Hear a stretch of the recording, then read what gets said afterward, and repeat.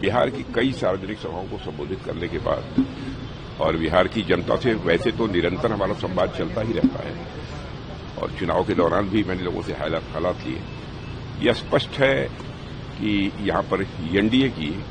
2/3 majority से सरकार बनने जा रही है।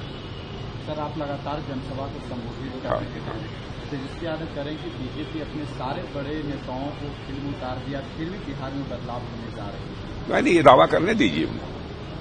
मैं मानता हूं उनका यह दावा पूरी तरह से बेबुनियाद है, वह निराधार है। फैसला जनता को करना है और बिहार की जनता ने मन बना लिया है और मन इसलिए बनाया है कि पिछले 20 वर्षों में जिस तरीके से विकास को गति दी है यहां नीतीश कुमार जी ने,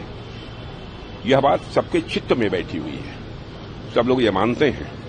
कि अराजकता और जंगल राज की स्थिति से किसी ने अब तक काफी हद तक उबारा है इस बिहार को, तो नीतीश कुमार ने उबारा है, एनडीए की सरकार ने उबारा है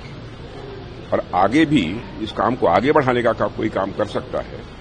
और पूरे भारत में ही नहीं बल्कि अंतर्राष्ट्रीय जगत में बिहार की प्रतिष्ठा को बढ़ाने का काम यदि कोई कर सकता है तो वो एनडीए की सरकार ही कर सकती है। महिलाओं को पैसे देने की बात कर रहे हैं कि 1 साल में 30,000 रुपये अकाउंट में डाल दिए जाएंगे अगर हमारी सरकार। देखिए, इस प्रकार के प्रलोभन उन्होंने पहले भी लोगों को दिए हैं, वादे बहुत किए हैं, लेकिन वादों को आंशिक रूप से भी आरजेडी की गवर्नमेंट ने कभी पूरा नहीं किया है, चाहे आरजेडी की गवर्नमेंट रही हो अथवा आरजेडी कांग्रेस की रही हो। माने उनके कहने और करने में, उनके वर्ड्स और डीड्स में बराबर अंतर रहा है और उनके वर्ड्स और डीड्स यानी कहने और करने में अंतर होने के कारण ही एक विश्वास का संकट पैदा हुआ है और जिसका एहसास बिहार की हर जागरूक जनता को है, क्योंकि राजनीतिक दृष्टि से मैंने देखा है कि बिहार की जनता बहुत ही जागरूक है और बहुत ही सोच समझकर फैसला करेगी और यहां पर 2/3 क्लियर मेजॉरिटी के साथ, 2/3 मेजॉरिटी के साथ यहां पर एनडीए की गवर्नमेंट बनेगी। राहुल गांधी की महागठबंधन की सरकार बन रही है और भारतीय जनता पार्टी लगातार वोट चोरी करने का काम कर रही है। देखिए, अब ऐसा है ना कि ऐसे अब शब्दों का प्रयोग तो वही कर सकते हैं और उनके द्वारा तो इसके पहले भी बराबर इसी तरीके की बेबुनियाद और निराधार बातें। एक लाख सवाल की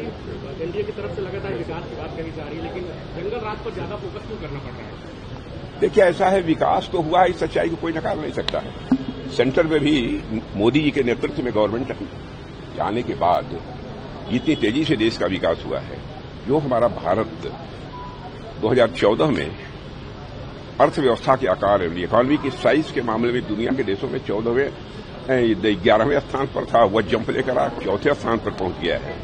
और बड़ी मानी जानी इंटरनेशनल फाइनेंशियल फर्म्स इस बात का दावा कर रही हैं कि मोदी जी के नेतृत्व में भारत जितनी तेजी के साथ आगे बढ़ रहा है,